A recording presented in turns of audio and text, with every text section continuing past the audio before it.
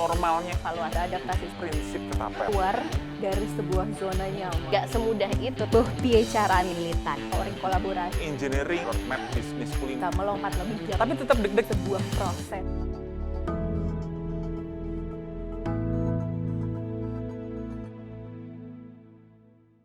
Selamat pagi. Selamat pagi. Selamat pagi. Selamat pagi. Pagi.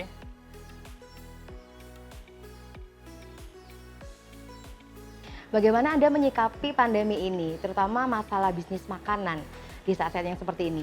Langkah adaptif apa yang sudah dilakukan? Oke, yang pasti kita harus mengenali kondisi teman-teman para pelaku ekonomi kreatif kuliner pada saat ini. Pertama kali ketika isu ini sudah mulai merebak, yang pertama dilakukan adalah menjaga kesehatan karyawan. Itu paling penting buat kami karena mereka adalah tulang punggung bisnis ya. Jadi itu yang paling pertama, SOP yang menyangkut keamanan pangan dan sebagainya kita udah ciptakan. Fungsi utamanya atau tujuan utamanya adalah bisa meminimalkan pengeluaran operasional supaya minusnya nggak terlalu gede. Kenapa? Supaya nanti after pandemi COVID-19 ini bisa bangkit kembali. Gitu. Nah, pada saat seperti ini di mana teman-teman itu mungkin tidak terlalu repot atau sibuk seperti biasanya, menjadi sangat pas untuk melakukan yang namanya prinsip ketapel. Jadi mempersiapkan diri after pandemic nanti apa sih yang harusnya dilakukan, menyusun strategi-strategi yang sekiranya diperlukan. Untungnya alhamdulillahnya kita masih punya second segmentation, second customer kami. Jadi mereka adalah end user, perempuan usia 25 sampai 45 yang mereka concern pada natural product dan itu menjadi fokus kami saat ini. Bagaimana Anda melihat pemulihan ekonomi yang harus dilakukan secara mandiri oleh pelaku ekraf? Apa saja sih yang harus dilakukan pasca pandemi ini? Ya, ini akan menjadi tantangan buat pelaku ekonomi kreatif sendiri. Jadi salah satu yang mungkin nanti harus dilakukan kolaborasi sehingga ada percepatan untuk memulihkan ekonomi ini. Kolaborasi ini berharapnya akan terjadi cross-selling customer atau cross-selling information juga. Informasinya satu sama lain antara satu konsumen dengan konsumen lain, dengan satu produk dengan produk yang lain. Jadi benar-benar dilakukan bareng-bareng gitu. Jadi nggak sendirian banget gitu supaya lebih cepat untuk memulihkan ekonomi dan lebih cepat bisa saling membantu untuk meningkatkan ekonomi kita. Di mana kesempatan bagi pemerintah untuk berkolaborasi dengan ekonomi kreatif yang ada di Indonesia untuk bisa mencukupi kebutuhan pangan di Indonesia. Sehingga nantinya kita dapat menekan untuk angka impor pangan dan Indonesia akan bisa swasembada pangan di berbagai bidang nantinya. Yang pasti ya pandeminya harus dilewatin dulu. Jadi kita melewati pandemi ini hal yang paling penting. Tapi sembari kita memang dalam kondisi situasi seperti ini, yang paling penting kita lakukan adalah ya mengevaluasi diri, apakah yang perlu diperbaiki, terus sambil membaca ke depannya akan seperti apa. Itu sih yang paling penting. Nah, kondisi saat ini memang paling tepat untuk melakukan prinsip ketapel yang saya sampaikan tadi, untuk bisa mengenali new normalnya itu seperti apa sih? Terus apa yang harus kita lakukan? Nah, apa yang harus kita lakukan ini harus kita bahas dari, kalau di Ultra itu ada 7 pilar yang betul-betul harus kita bahas. Jadi banyak sekali yang harus kita kerjakan pada saat ini. Langkah yang sudah diambil dan semangat kerja kerasnya yang militan. Tapi apakah memang karakter militan ini harus dimiliki oleh seorang wirausaha? Jadi sebagai seorang wirausaha menurut kita sendiri harusnya mereka mempunyai jiwa yang sangat tough ya. Bisa beradaptasi sama semua keadaan, berpikir kreatif dan bahkan gitu bisa memberikan solusi-solusi atas problem yang dihadapi di usahanya. Jadi kalau kita sebut dalam sebuah tagline gitu kayak MPC, boh piye carane gitu. Jadi apapun harus dipikirkan, ide apa, kreatif apa yang untuk terus menghadapi satu kondisi atau harus beradaptasi atau harus mensolusikan apapun yang terjadi di usaha kita. Jadi kita benar-benar empowering diri kita, empowering tim kita supaya usahanya tetap berkembang gitu. Jadi setiap pengusaha di bidang apapun, terutama kalau kita bahas sekarang adalah food startup ya, artinya di food ya, itu harus punya karakter militan. Di mana dalam kondisi apapun tidak ada pilihan untuk menyerah. Kita harus terus maju dan menciptakan pengembangan bisnis yang lebih baik lagi ke depan. Karena pada saat kita menyerah, yang terkena dampak menyerah ini bukan hanya kita doang. setiap pengusaha pasti punya dampak positif ke sekitarnya. Nah, dampak positif sekitarnya ini nggak boleh hilang. Jadi, sebenarnya satu ekraf di Indonesia itu adalah harapan dari banyak sekali orang untuk bisa mendapatkan kehidupan yang lebih baik lagi. Seperti itu. Itu pasti.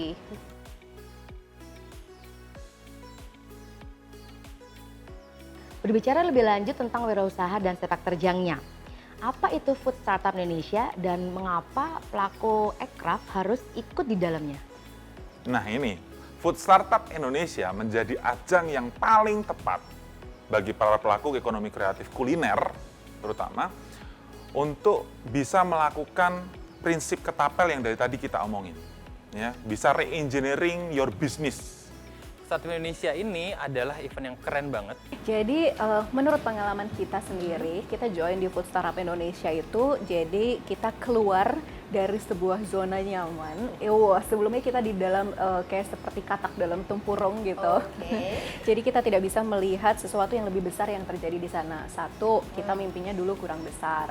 Dua, ternyata ada banyak masukan dari mentor yang membuat kita jadi bisa mengembangkan bisnis yang sebenarnya sebelumnya kita nggak pernah lihat. Karena di dalamnya kita bisa punya kesempatan untuk dapat ilmu-ilmu yang kita belum pernah dapat sebelumnya. Kita juga dapat kesempatan untuk bisa bertemu dengan investor dan juga kita bisa punya kesempatan untuk networking atau berjejaring dengan semua teman-teman pelaku ekraf yang ada di Indonesia, terutama di food. Dan ini sangat potensial sekali untuk kita jadikan bahan utama scale up kita ke depan.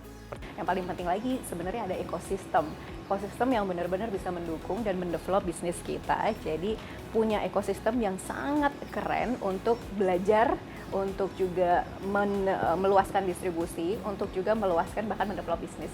Nah, apa saja yang dipelajari banyak sekali. Satu, jelas mempelajari kondisi bisnisnya sendiri, lalu kondisi pasarnya seperti apa, 7 pilar yang harus dibahas itu apa saja, dan tidak itu saja, akan ada akses kepada pasar dan akses finansial yang diberikan di dalam ajang Food Startup Indonesia. Jadi kalau seumpama para pelaku ekonomi kreatif nggak ikut Food Startup Indonesia akan sangat rugi sekali deh. Nah, ketika sudah terpilih di dalam Food Startup Indonesia, apa target yang dituju oleh pelaku ekraf? Oke, nomor satu yang pasti pulih kondisi bisnisnya. Ketemu sama ekosistem yang tepat untuk mengembangkan diri dan mengembangkan bisnis. Nah, ini menjadi penting sekali ketika kita di FSI, itu sebenarnya justru menjadi pencapaian yang luar biasa buat kita bisa join di FSI. Karena setelah itu kita jadi bisa melompat lebih jauh lagi. Kedua adalah naik kelas. Kebanyakan dari pelaku ekraf untuk mengikuti Food Startup Indonesia adalah kami mencari ilmunya karena kami berasal dari berbagai latar belakang. Yang di Food Startup ini kami diajarkan semua ilmu-ilmu yang berhubungan dengan food business. Saya belajar banyak untuk sampai bisa diinvest dengan baik. Ada banyak hal yang harus diperbaiki, perbaikan-perbaikan. Nah, kemudian kedua yang diincar adalah kesempatan untuk bertemu investor. Nah, soalnya ketemu investor ini, sebagus-bagusnya usaha kita, belum tentu bisa ketemu. Alhamdulillah di Food Startup ini dengan mudah kami dipertemukan dengan investor-investor yang potensial untuk pengembangan bisnis kami. Bagaimana Food Startup Indonesia ini dilihat sebagai upaya pemerintah untuk menumbuhkan ekonomi kreatif di Indonesia?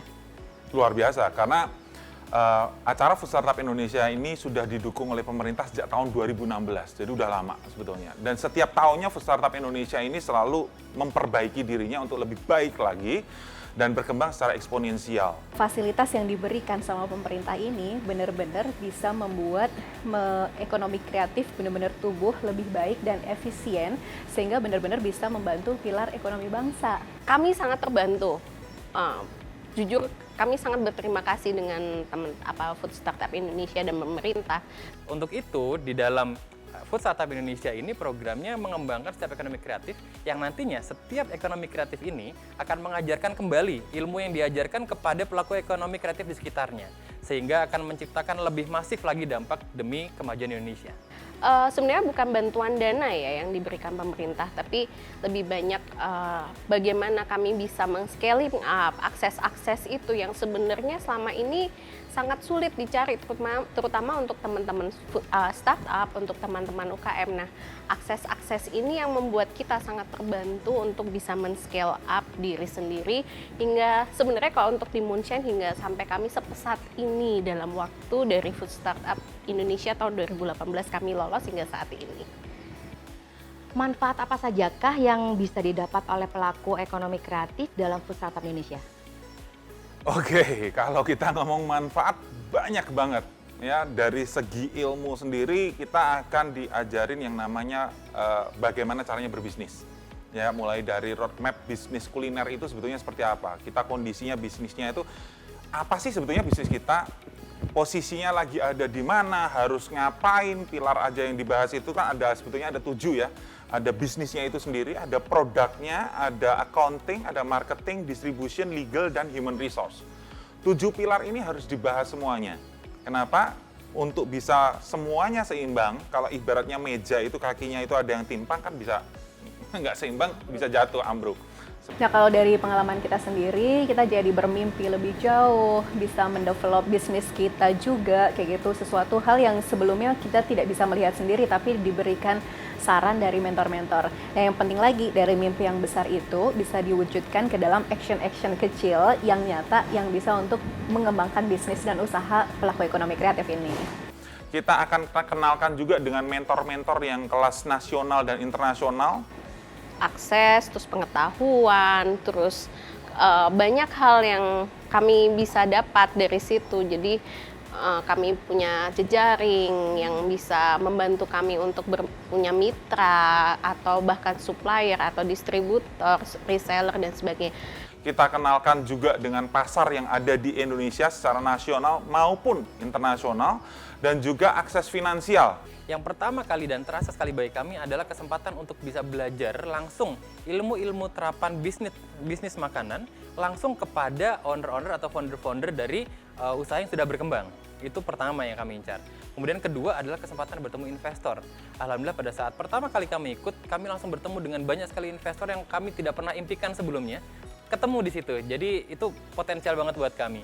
Dan baru yang ketiga adalah di sana kami menjalin networking, sehingga di tempat kami sering berkolaborasi dengan usaha ekonomi kreatif food yang lainnya, itu untuk membuat produk-produk baru. Contoh seperti gelato teh dengan pengusaha teh, gelato coklat dengan pengusaha coklat, dan sebagainya macamnya. Sehingga 3 hal ini menjadi sangat berarti sekali bagi kami untuk pengembangan ke depan.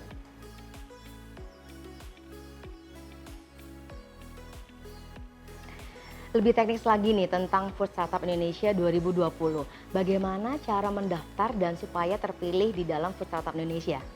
Nah, ini yang tahun ini kita spesial lagi nih, karena lebih banyak lagi di Food Startup Indonesia. Wow. Jadi buat teman-teman yang kepengen daftar Food Startup Indonesia, bisa daftar secara online di www.foodstartupindonesia.com. Terus ini akan dipilih 1000 pelaku ekonomi kreatif. 1000? Beneran 1000? 1000. Terus ini yang 1000 ini akan mendapatkan fasilitas bisa mengakses video education. Jadi sebenarnya dari 1000 ini sudah bisa mengembangkan bisnis.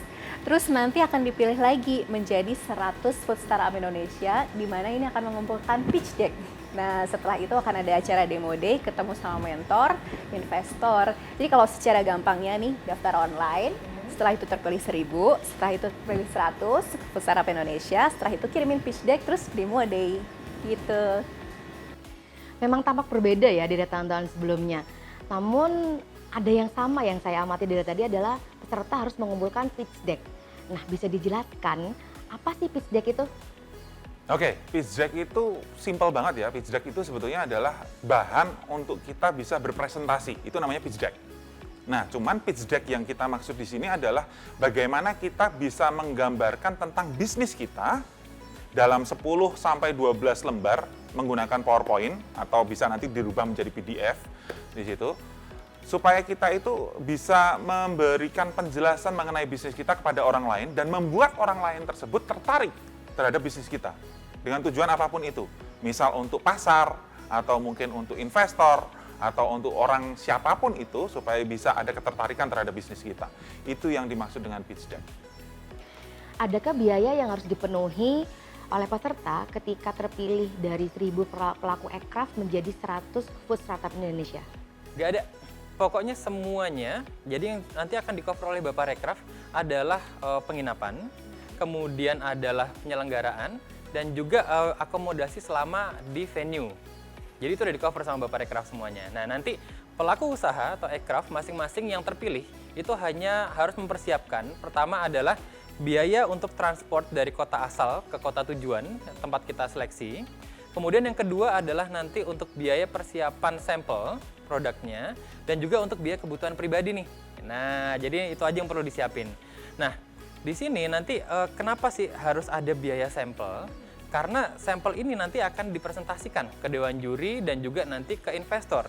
Sehingga nanti harapannya mereka akan tertarik dengan usaha kita, sehingga bisa mempelajari lebih dalam usaha kita.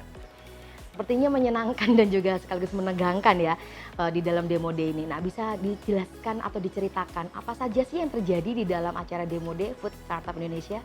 Oke, jadi pada saat Demo Day itu kita difasilitasikan semuanya nyaman banget ya, hotelnya nyaman, makanannya enak segala macam. Tapi tetap deg-degan karena semua kompetitor, artinya adalah semua peserta itu produknya pasti bagus-bagus. Kepilih 100 dari 1000 ya kan. Nah, untuk itu di situ kita deg-degan nih, Mbak. Kita bisa ketawa-ketawa, tetapi kita aduh ini jangan-jangan dia, nah gitu. Jadi itu menegangkan ya. Nah, tapi yang perlu diingat adalah nanti Bapak Rekraf itu nanti akan mengundang potensial investor dan juga financing untuk bisa nyicipin produknya teman-teman semuanya, dan juga nanti akan bisa memberi masukan atau bahkan berkontak lebih lanjut. Untuk itu perlu dipersiapkan nih untuk pencicipan ini. Lalu, apakah tujuan akhir dari Food Startup Indonesia ini? Apakah ada grand prize yang akan diberikan kepada Food Startup Indonesia yang terbaik? Grand prize-nya adalah mereka akan bisa naik kelas. Sebenarnya kalau dibilang grand prize-nya sendiri menurut saya adalah sebuah proses journey dari seorang food startup Indonesia sendiri. Hadiahnya adalah dengan belajar dan mengikuti Food Startup Indonesia, usaha Anda akan naik kelas. Itu hadiahnya.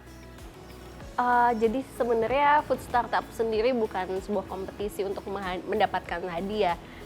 Yang kita incar bukan itu. Jadi utamanya kita mengikuti Food Startup Indonesia ini adalah supaya kita itu bisa menggali lagi lebih dalam tentang bisnis kita dan juga meng-scale up bisnis kita. Sebenarnya grand prize-nya adalah jadi kita punya ekosistem. Satu, akses ke keuangan, akses ke investor, bisa jadi malah juga ketemu sama distributor yang baru. Nah, ini adalah yang benar-benar bisa mengembangkan usaha kita. Nah, tujuan akhir dari program Food Startup Indonesia ini adalah untuk bisa bertemu dengan investor dan juga meyakinkan mereka untuk bisa mempelajari produk kita lebih dalam.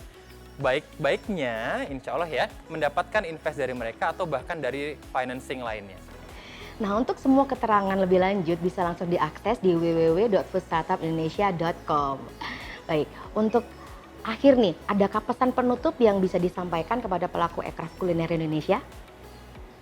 Ya, jadi bagi para pelaku ekonomi kreatif kuliner di Indonesia, bagi Anda yang membutuhkan akses finansial atau permodalan, baik perbankan maupun non-perbankan, pastikan diri untuk mendaftarkan di foodstartupindonesia.com dan ikuti acaranya. Ajang ini sangat luar biasa.